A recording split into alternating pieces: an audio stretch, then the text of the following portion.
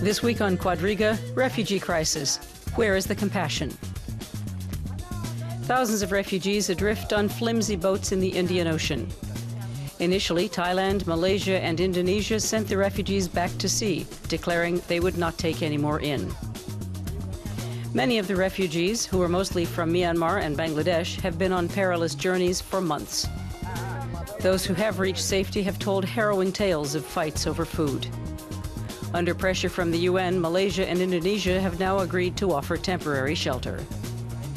Coming to you from Berlin, Quadriga. Your host this week, Melinda Crane.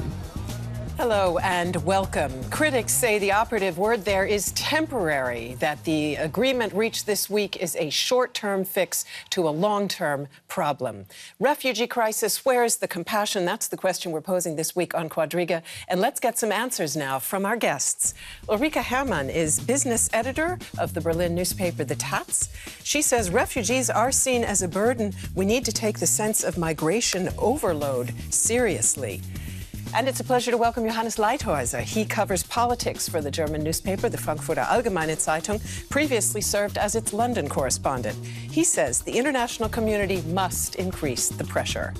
And Sanjiv Burman, he is a German with Indian roots who works on the DW Southeast Asia desk as a member of its Bengali team. He says we have to fight the causes and not the symptoms. So let's start then by taking a look at the causes. 7,000 to 8,000 people are apparently still at sea in the flimsiest possible boats. Mr. Burman, why are they fleeing? Who are the migrants and what provokes the desperation that we've seen to get into these kind of boats and push out to sea? There are quite a lot of people who are out on the sea. We are not even sure whether 7,000 or even more, but we're talking about 7,000 people. Most of them have fled from the Rakhine state of present Myanmar, though they have been living there for a long time, although the Burmese don't recognize them as an official minority. They don't even have election. I mean, they don't have voting rights. They are allowed to have only 2 children, and they have been persecuted for a very long time. And along with them, there are some Bangladeshis also. You have to remember that some of the Rohingyas are refugees in Bangladesh, and some other Bangladeshis have also joined in this influx, so where they're being picked up by smaller boats, which look like fisher boats, so nothing to feel, they're not really getting attention, and they're being brought out into the high sea, into bigger boats. And along the Myanmar coast, they're being taken to Thailand, by lots of groups who are asking for money or selling them off as slaves as well. And wherever they could, they're getting money from the relatives, and wherever not, they're being sold as slaves who work sometimes for the Thailand fish industry, where the EU is now trying to threaten to boycott the fish coming out of Thailand. So that's more or less the complex situation right now. Ulrike Herrmann, until this agreement that was reached on Wednesday, the various countries in the region were basically saying, no, we are not going to take these people in. In fact, they were even said to be towing the boats back out to sea after giving them a bit of water and food. Now, your statement that I quoted earlier referred to migration overload. Generally, when countries refuse to take people in, it's because they're perceived as economic migrants, people who are looking for a better life, prosperity. But the fact is, these people seem to be fleeing for their lives. In fact, most refugees always flee for their life. It's not true that people usually leave their countries just to find more riches somewhere else. You can really show that people almost always go if there is no possibility to survive at home.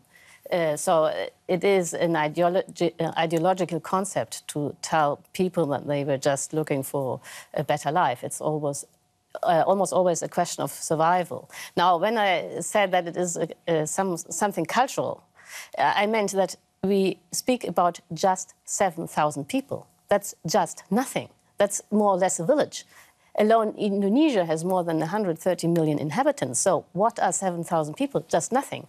But still, already, just 7,000 people are being regarded as a dangerous group. And that's something that you have to deal with politically. It's not an economic question at all. I'd like to talk about another cause that we focused on a great deal here in Europe with the European crisis with refugees. And in fact, it's certainly at work in Southeast Asia as well, namely human trafficking. Here there have been loud calls for a crackdown on human trafficking. But in fact, Johannes Leithäuser, a crackdown helped to prompt this latest crisis. Well, I think you're right in there, but I think the states that are taking or not taking these refugees in are only one part of this setting that is to blame. I think you have to look as well to the side where these refugees come from, and there are huge differences. And I think there's a big difference between Africa, which is our problem now because people are crossing the Mediterranean, and Asia. And if you look at Myanmar, this is a state that just does many things to try to come back into the international community. They are opening up. They want to be seen as a state doing reforms, paving a way to democracy. And I think they have to be taken into account what is happening there to their minority. And it's not only that we have to deal with the consequences, we have to look at the source of the problem as well. Let us, in fact, then take a closer look at Myanmar and at the Rohingya or Rohingya people who are being persecuted there. The Rohingya are a Muslim minority in predominantly Buddhist Myanmar. The state not only doesn't recognise the Rohingya, but also denies them citizenship. Most live in abject poverty, are unemployed and have very few rights. Nearly 1 million Rohingya live in Myanmar, mostly in Rakhine State near the Bangladeshi border. Most leave the country by boat, heading for neighbouring Indonesia, Malaysia and Thailand. In the last 3 months alone, some 28,500 people are believed to have fled Myanmar. Our president in Myanmar doesn't like Muslims. He says he will put us in jail for 20, 30, or 40 years. Again and again, the Rohingya have been the target of religiously and ethnically motivated violence. In June of 2012, whole villages were torched during unrest in Rakhine State. Sanjiv Burman, the UN said this week that the Rohingya are among the most persecuted people in the world. Now, it's a cliche, perhaps, but many people in the West think of Buddhism as a religion of tolerance, of peace. And certainly Aung San Suu Kyi, who is a leader in Myanmar, as a Nobel Prize winner, as also as a person of peace. So explain the paradox for us. How can this kind of persecution be occurring in Myanmar? Yeah, it indeed sounds like a paradox very much, because Myanmar has been a very peaceful country. I mean, not in terms of military rule, but as such as a people. But it is also a very complex society with more or less 135 recognized minorities, ethnic minorities who live there. And in 1982, there was a law which forbade the Rohingyas as, they're not recognized. They were de-franchised. And they're not supposed to vote, and they have all the restrictions. And there's a Buddhist movement also, led by a monk in Mandalay, who has been trying to propagate that the Muslims are trying to take over the Buddhist Myanmar in coming over from Bengal, they say it. I mean, they're not recognized as people who have been living there for not thousands of years, but quite a few hundred years at least. I mean, when there was a state called Arakan, which is modern-day Rakhine province. And this has been happening quite a lot. And so there's a popular resentiment against the Muslims as being portrayed by the Buddhist monks and widely being kind of perceived as threats. So there's not a lot of popular sentiment for the Rohingyas. On the other hand, Aung San Suu Kyi is also being very cautious politically, because this is the year when elections are supposed to take place, and she's the candidate. She wants to become the president. She also doesn't really want to talk against them. And she herself said that if I talk on behalf of the Rohingyas now, they may come under more brutal persecution, and that's why I'm kind of holding back. But this morning, her party members have been forced to take a stand and has been appealing to the government to do something about them and to kind of be compassionate, to show compassion at least. But the question here, and it's the same question we pose when we look at the Middle East, is this really about religion, or is it about power and politics? It's certainly about power and politics, because you have to remember that Myanmar also has a lot of other problems with the Kachin rebels and lots of rebel groups who are operating at the border. The Chinese, I think yesterday across the Chinese border, there was bombardments from the Myanmar side. And also the Thai border has been very, very sensitive. So there's no authority. Even the military authority in Myanmar doesn't really have a control over the entire country right now. So the one thing I can think of is a federal model like in Germany or in Europe, which would be the final solution. When things come to normal, Myanmar can only survive if they have a kind of a more or less loose federal system which takes care of the problems of all the minorities. That could be one of the solutions, maybe. We did see some concession by Myanmar today, Johannes Leithäuser. You said in your opening statement that, I quoted, more pressure needs to be brought on Myanmar, and you just said that here as well. Do you think it was the pressure that has brought those concessions from Myanmar, and do we need to keep it up? Can we really change the internal politics of Myanmar that were just described? I think that's hard to say, whatever the motive has been. And perhaps I should add, it's not only pressure, it's more than that. It should be more engagement by the Western country or by the international community.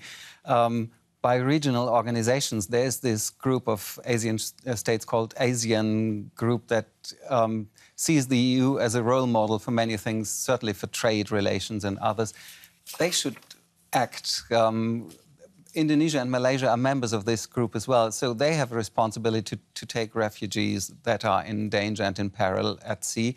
But again, they have a responsibility to talk to Myanmar as well, and we do have a responsibility to help them to sort out these problems that might get worse and worse.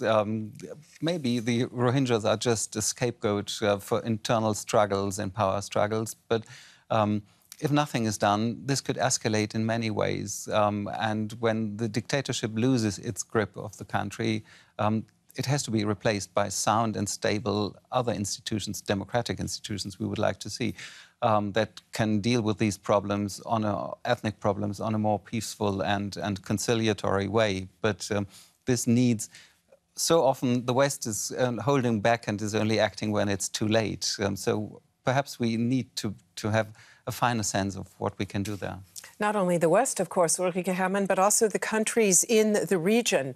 Neither Myanmar nor Bangladesh participated in the talks that were held earlier this week. And as I just mentioned, Myanmar has now made a concession or two. They've said they will go to a regional meeting on the 29th of May, but they've said they're only going to do that if nobody puts the blame on them for the crisis and if nobody calls the Rohingya people Rohingyas. We're supposed to call them Bengalis.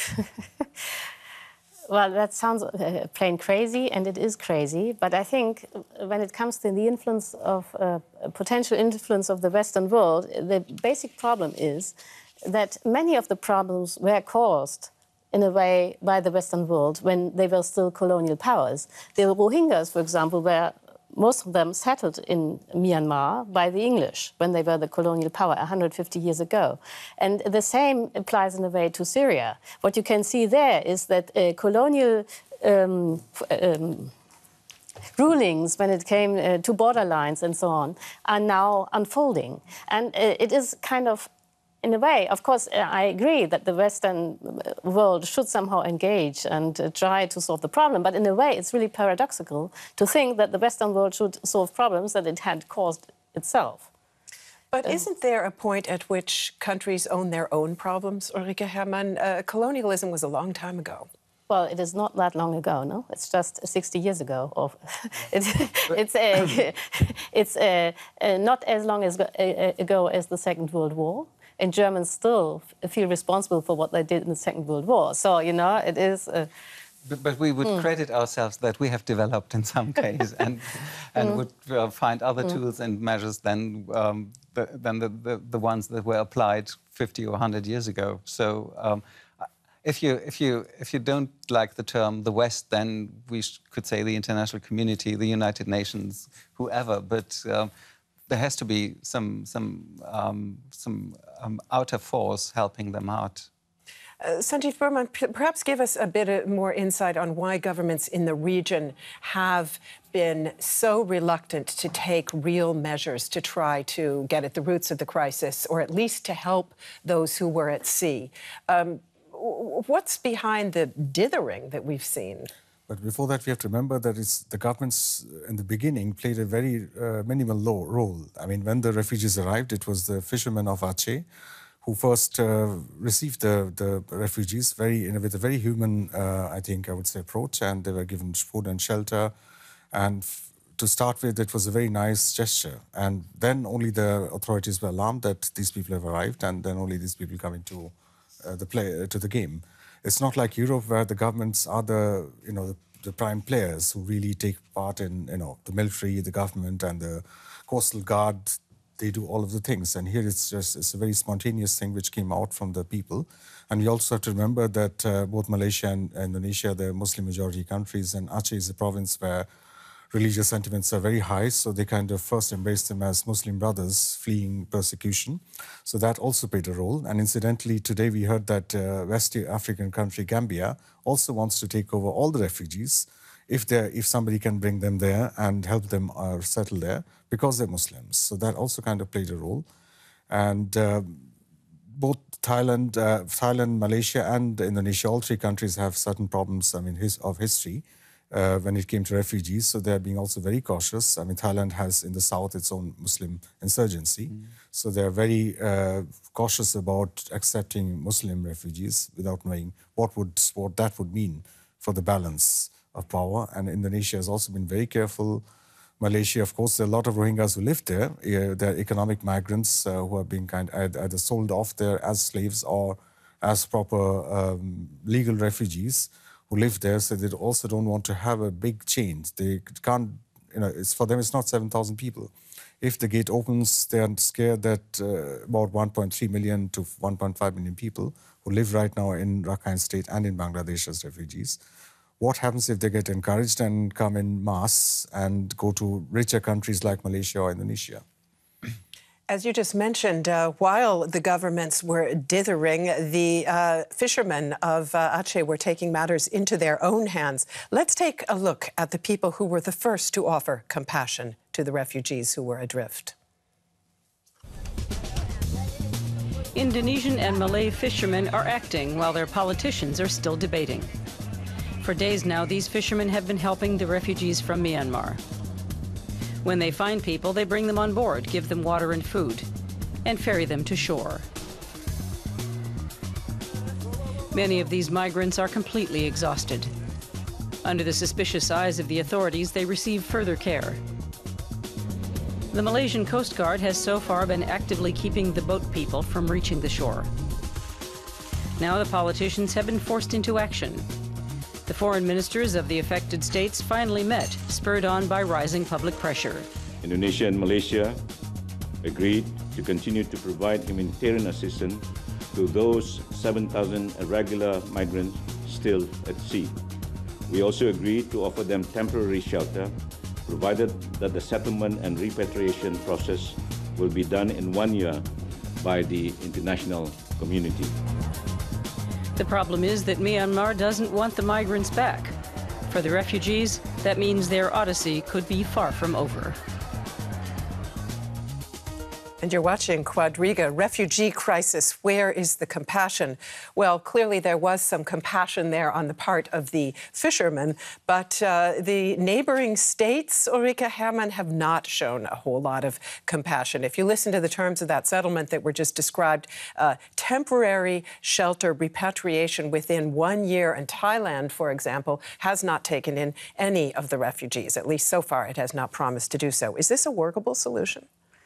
Well, obviously it is not. And I mean, that's really the problem. What could be a good solution? Because it's true that the neighboring countries are really afraid that once they take in some of the refugees, that even more refugees might be coming, and that in the end they have about 1 million refugees coming from Myanmar. I think the only possibility would be an international solution, not a Western solution, because, as I said, we are part of the problem. And, of course, it would be easier if some money was paid, because then, people would not have this feeling that these refugees were an economic threat. Usually they are not. I mean, we have lots of migration when it comes labour migration. It's much more important than refugees. Refugees are just a very small minority when it comes to international migration. So, in a way, it is completely... people are afraid for something they don't have to be afraid of. But perhaps it would ease the process if you gave some money so that they have the feeling, OK, we are being paid for being hospitable. Johannes Leithäuser, the question of whether rescue and shelter can act as an incentive for even more migrants to come is, of course, a question that's been debated at great length here in Europe as well.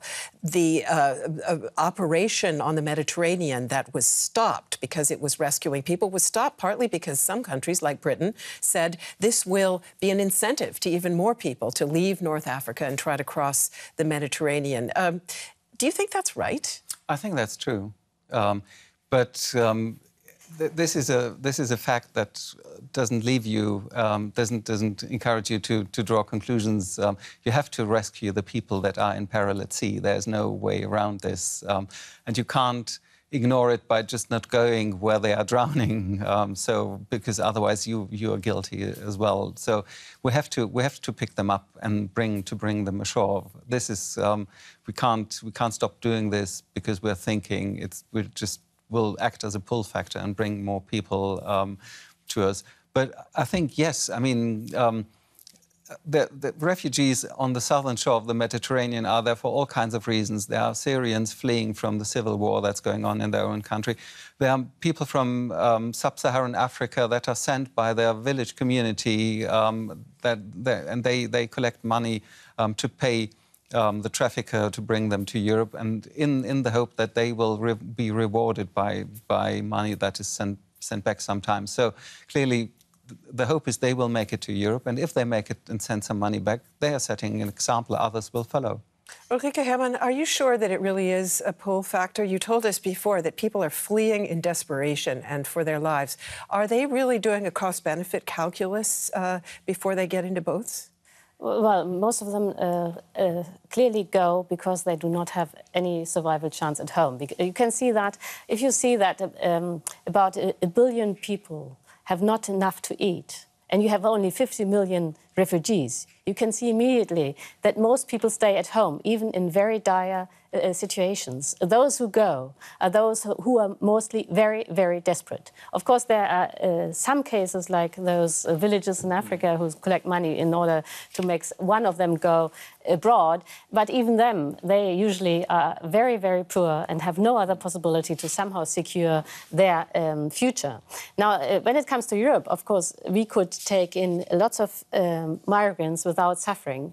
For example, Germany needs about 500,000 migrants every year just to remain stable, to have a stable working force, because so many baby boomers now retire that we do not have enough employees anymore. So 500,000, it's a lot. And even with all those refugees that we had to take in, we still do not reach this limit. So we could really invest, in a way, in migrants. But we don't do that, but not for economic reasons. People always think it's something about sharing their wealth and such stuff. That's complete nonsense. It's this cultural fear that's irrational, that once there are so many migrants coming, that you somehow lose your Germanness or whatever. Yeah, but you can't, I mean... yeah, but I mean, that's the fact. I mean, maybe it is irrational, but... I think you can't teach society there and say as a politician, look, you have all these silly fears, you know, they are completely unfounded, and that's why we will settle, I don't know how many migrants next to your door. If you do this, you will just create social riots or whatever, not for economic reasons, but for other reasons. So there are limits to what you can do, even if you know you should do it because of economic or humanitarian reasons. I want to come back shortly to the question of settling refugees, but perhaps a brief look in a bit more detail at efforts to stop them from even getting into boats. I asked Johannes Leithäuser a bit earlier, Sanjiv Burman, about the role of traffickers. In fact, there was an effort recently in Southeast Asia to crack down on trafficking. It seems to have been counterproductive in the sense that the traffickers then simply left their charges in the boats to drift and drown. What can be done against trafficking? It's a question here as well when we look at the crisis in the Mediterranean. Yeah, when we look at Southeast Asia and the traffickers there, they're very smart. I mean, first of all, they come from all the countries we're talking about, both Bangladesh, Myanmar, Thailand, and all of them have their local bases.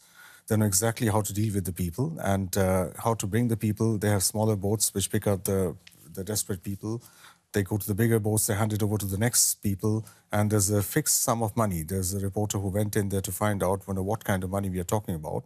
And they found out how much is paid, and every time each one is handed over, and then to the jungle camp in Thailand when they are again handed over, what that means, and who are useful people who they can make money out of, whether as slaves or as somebody who could bring some ransom from the families, whatever little money they've got left. So this is a structure which is going all across this problematic area. And I think the states are still not really in a position, even if they wanted to, even if they had the goodwill, to really crack down on these traffickers. So I keep saying that it's much more important to fight the cause in the Rakhine state, in Myanmar, maybe with Western aid, and maybe not just with money. It's not a question of money also. It's also to teach the people how to deal with this threat. You know, when you think that these are really outsiders, they're not people of Myanmar at all. I mean, maybe some sort of development projects or something which, you know, makes it easier for them to live there where they are there and convince the Myanmar authority that, and assure them as well that, you know, the international community will be with them, engage with them to make sure that the threats which are prevalent are not really, you know, actual threats that will never happen.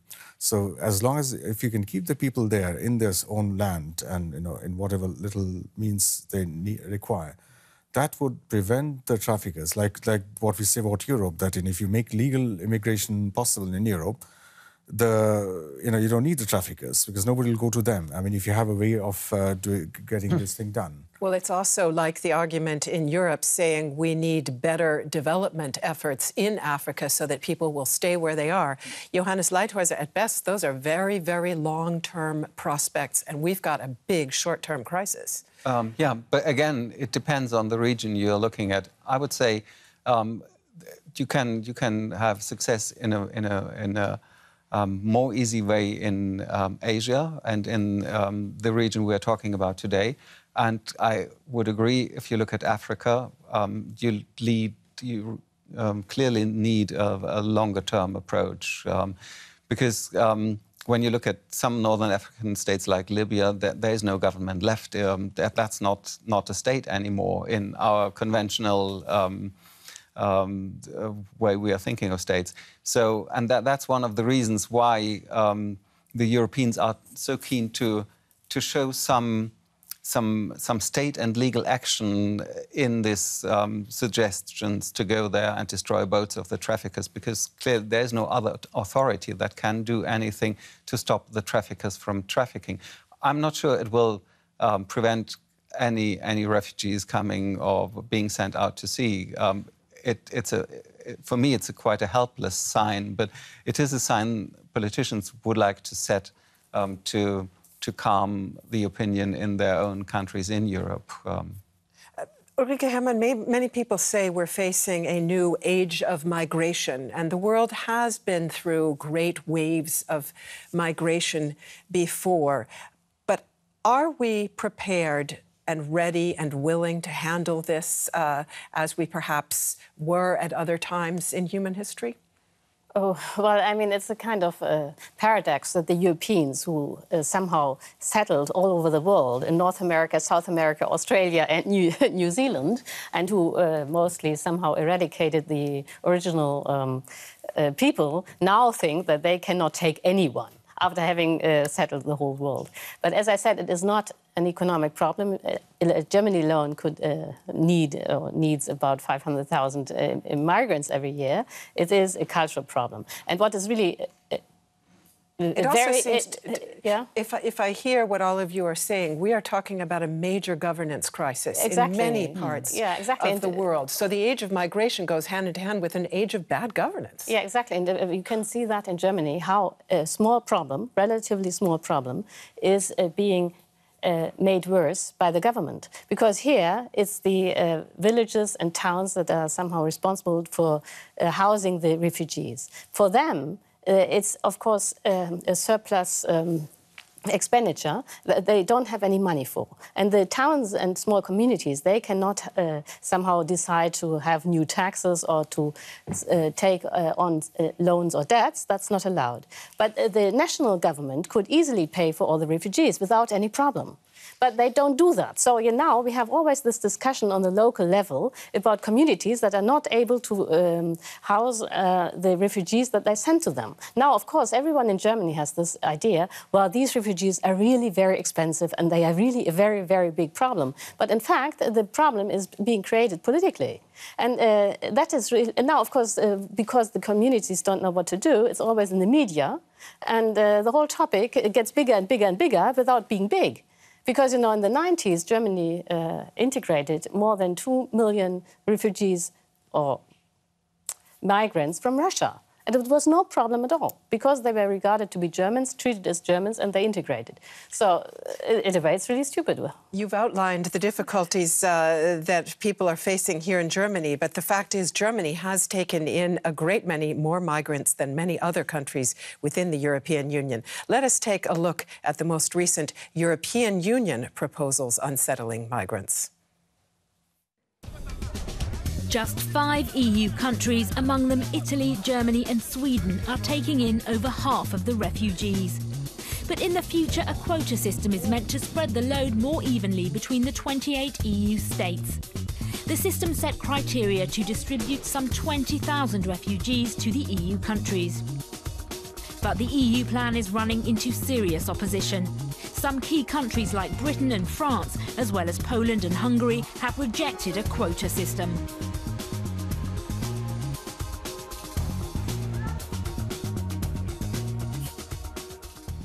Johannes Leithäuser, is this a real solution to the question of what to do about the refugees?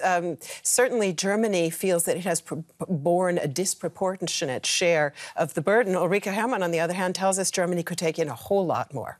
Well, yeah, but we like to be European and to be seen as good Europeans, and especially so if there is a suggestion or a solution that lifts some of the burden we're taking off our shoulders. So the compromise that had been reached, or the proposal the European Commission has made, is that refugees should be distributed within the European Union according to the population numbers of unemployment and other figures of the member states. And that would mean that we would have to take less refugees in the future than we did in the past. So, of course, we are happy.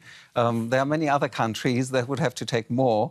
They tried somehow to bow out or to find excuses why they don't have to come to the table or be part of this agreement. That's all normal politics, I would say. There's nothing special. You can find this in many areas of politics where things go according to these mechanisms. The only difference here is that we're dealing with real people in distress, and there's a moral area to this, or a moral platform, and when you're standing on this and you look at what's going on, you feel a bit taken aback and ashamed.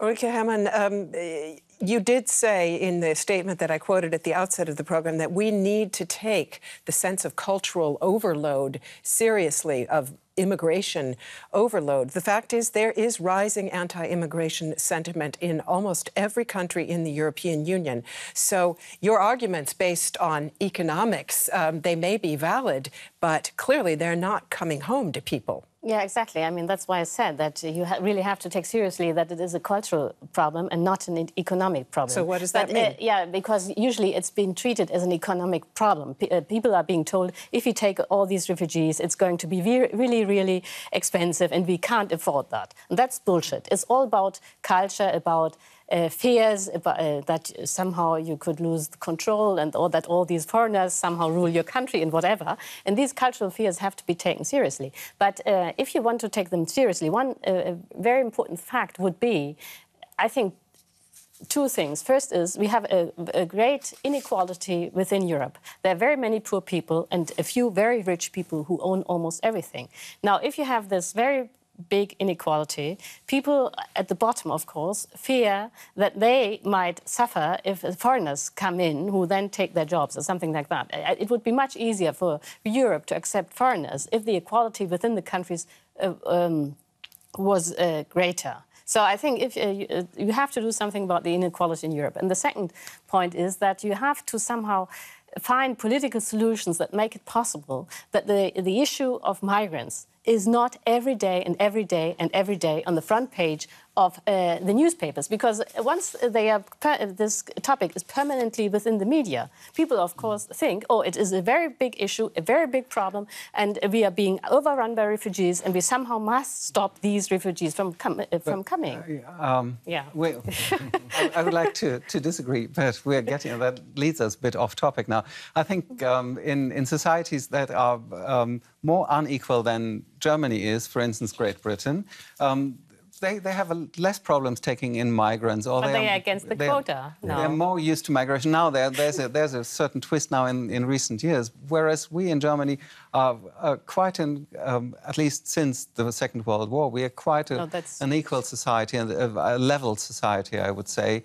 And we are more, there's a lot of talk, at least, about anxieties of having too many foreign people coming in, because we want to go everywhere in our country and feel at home everywhere. When you're in London and you are a white, well-off person, there are three-fourths of the city you don't dare to go to, because that's not your London. That's a London belonging to other people. We don't. So in a way, I think we have. Now we are in the middle of these cultural problems we are facing from migration. And that's one of the underlying reasons politicians have to deal with when they make judgments about whom we can take and whom we can't. Sanjiv Burman, our title asks that question, where is the compassion? You know both cultures very well, this one in the West and also the one of Southeast Asia. Which society is more compassionate of the two? Do you see more compassion in the way people here are dealing with migrants than how they're being dealt with in Southeast Asia? Well, when we talk about the discourse in the media, I mean, which is about the perception, like what people think, and all the right populist movements in Europe who are trying to really make use of this fear so much, and where the mainstream parties are, I would say that I'm very disappointed that the Christian Democratic Union, or Union in the sense that in all the European countries, the movement, the party, the conservatives, so to say, are not really doing their best to, educate the people, the electorate, or addressing the issues. So whenever the mainstream parties stop addressing the issues, they go off to either the far left or the far right, which is happening quite a lot in Europe, mostly to the far right. And that is creating a lot of problems. But on the ground level, I would say people are generally much more compassionate. I mean, when it comes to people, normal, ordinary people, even in Germany or elsewhere in Europe, they are, I think, much more open when they're not talking in terms of the overall development, of migrants coming in and out of that. But if they have a neighbor right in the front, I think and if they talk, most of the problem arises when they don't talk. When they talk, when things start working out, then, of course, they say, okay, I don't mean you, I mean the other people, or people out there. So the more abstract they are, the more threatening they kind of look like. So you see the eastern part of Germany, which has hardly had any migrants at all, that's the place where you have the right-wing parties winning more votes, although they have nothing to do with the migrants, the foreigners. If you go to the western part of Germany, they have been dealing with Turks and other minorities for a long time.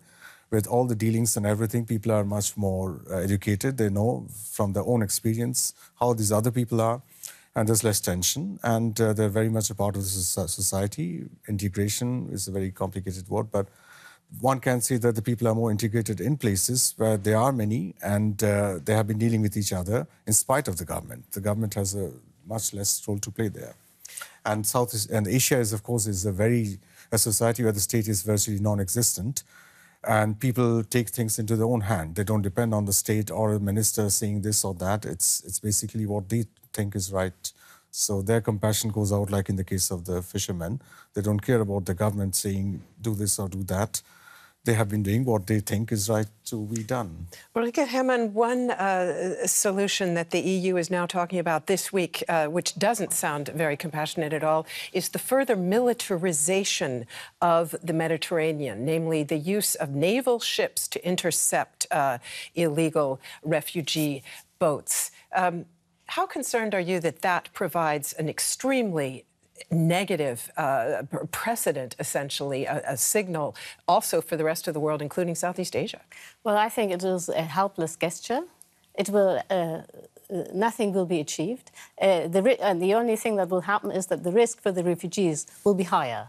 You will have even more people drowning because they take more risky routes. But you can't keep people who are desperate from coming to Europe. You know, in the late 1970s, Johannes Leithäuser, we had a boat people crisis of enormous proportions in Asia, and the world community found a solution for it. That is not happening this time around. Where is the compassion? Why isn't it happening? Well, it was very, very different times then, and the refugees you're talking were Vietnamese, and there was this war going on in Vietnam, and that was a kind of a proxy world war. There were the two big systems, the communist Soviet Empire and America and the West fighting each other. So we had to prove something there. Well, it's difficult to say this, but the refugees then were not seen only, or not even in the first place, as a humanitarian problem or need to help, but they were seen as political refugees. Every one of them was a proof that the world of freedom was more attractive than the Soviet Empire. So of course we embraced them, and they have been proven to be a success story as well. I mean, one of them has been the chairman of a party in Germany recently. So they really have marched through society in our country, and I hope that to some extent we are able to repeat this, but on different terms and with different connotations. Sanjiv Burman, we will see an international meeting in 1 week in Southeast Asia to try to resolve this. In one sentence, will we see more compassion there? Well, forced compassion, one can say that they'll be forced to take actions which would, in the short term, solve the problem a little bit, but we have to wait for a much bigger effort to really address the problem in a bigger way.